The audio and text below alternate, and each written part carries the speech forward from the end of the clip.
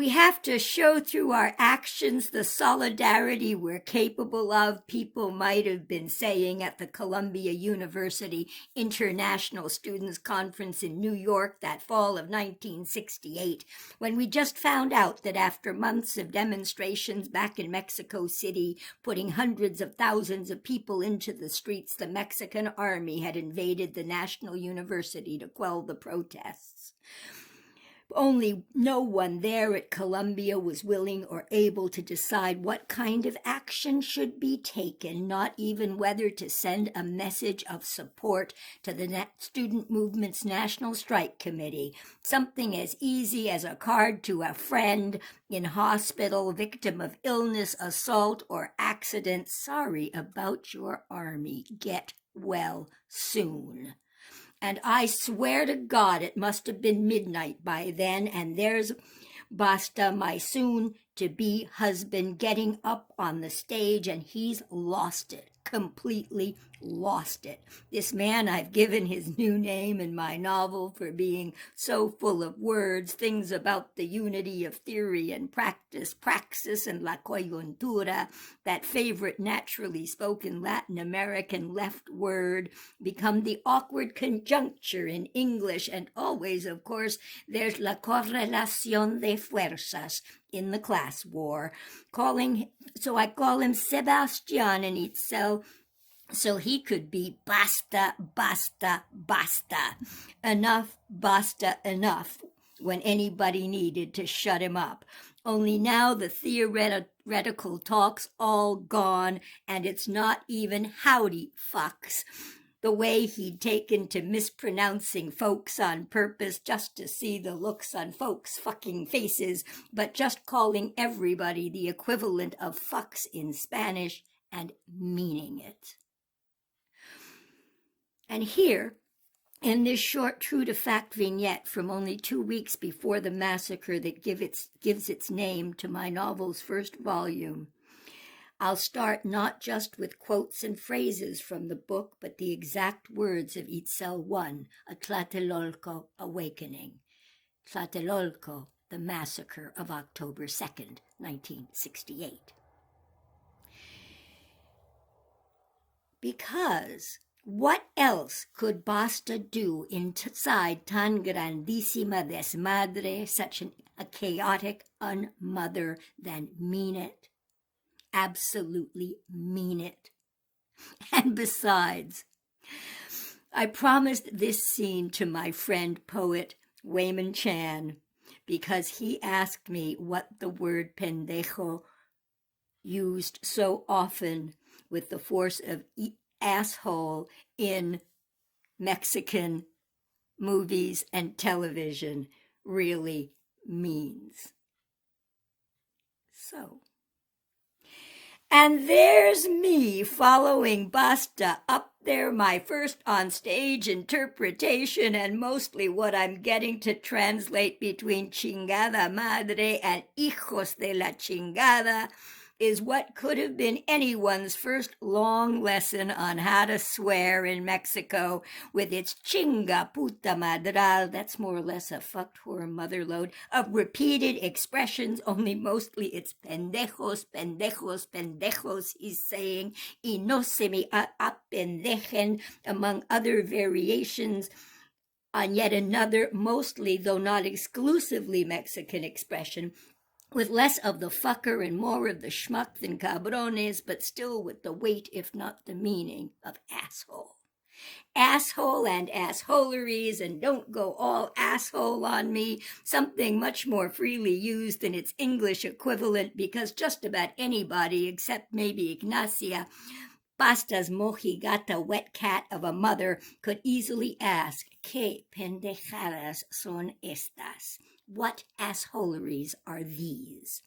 Without batting an eye, so that I'll never have to even ask myself if pendejo has a specific meaning, as nobody ever mentions it, much less deconstructs it the way they do with chingad and its variants.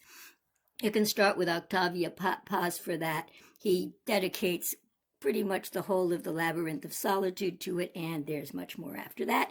There is no philosophy of mexicanidad to explain Pendejos' particularity, so it'll be a long time before yet another conference in the 80s does it for me, one full of Canadian and Chilean trade unionists I've been flown in to translate for in Winnipeg maybe, or Saskatoon, where I'm once more up on stage as the conference starts to wind down after about 8 hours without a decision on some important action or other being reached, and one of the Chileans, who, like all Chileans, never uses pendejo as any kind of expletive, wants to hurry things along and tells us all rather matter of factly, the Chileans, after all, have their fighting factions and their endless discussions too, that he doesn't want to spend all day tirándose de los pendejos. And no, it's not throwing the assholes, the idiots, the fucks. It's not even shooting at them in yet another meaning of tirar. This tirar is much more common. It's pulling. Pulling. But pulling what? All day pulling what? And suddenly I know there can only be one answer. It's pubic hair. It's got to be pubic hair. Between the pulling and the pending, that sense of hanging out at the edge, a pendejo is a pubic hair. It's so obvious I should have seen it before, so that calculating quickly I go on, finish up, say, pulling on my short and curlies. All day, pulling on my short and curlies. And everybody who hasn't gotten it yet starts to laugh, harder perhaps than those who already have, because what I've said isn't an expression in English, not like if I'd just said jacking off, so it seems original, funny, not like for the Chileans for whom the expression's been just a bit of typical light-hearted profanity, though they do laugh harder to hear it in English, and all that combined laughter gives me just enough time before I have to start translating again to be carried back to Colombia into that other sea of faces, pushed into the moment when Basta says, no hay que apendejarse. Don't turn yourselves into pubic hairs. Don't do this.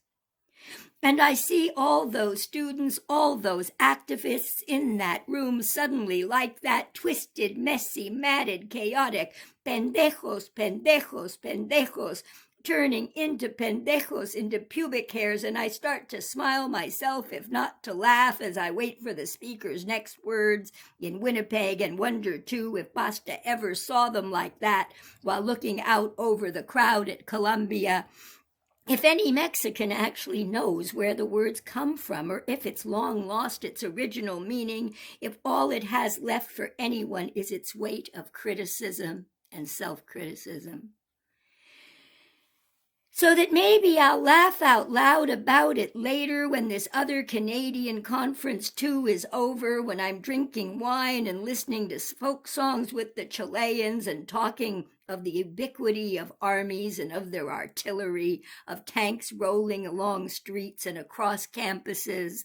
And maybe, too, I'll tear up as I repeat it, pendejos, pendejos, pendejos, pubic hairs, pubic hairs, pubic hairs, and tell them I've only just now realized what the word means, and they'll confirm it for me, these people for whom a pendejo is just a pendejo. And Mexico's pendejo is a huevón, even as I go on to tell them about Basta. Basta and Basta's name, and how that time at the Columbia Conference, between the theory and the profanity, Basta too will say basta, even basta, basta, basta, more than once before he stops. But how what he will mostly be saying is, we can't argue. We have to do everything we can, take all the roads open to us, every last one. What the Chileans, too, as they combat the military dictatorship, will slowly be deciding they need to do. End the factionalism and do what needs to be done. El pueblo unido jamás será vencido. Thank you. And to all the Chileans in exile who fought the dictatorship, and to those in Mexico who were in the movement, thank you. And of course, to all those who have seen Itzel into reality, thanks.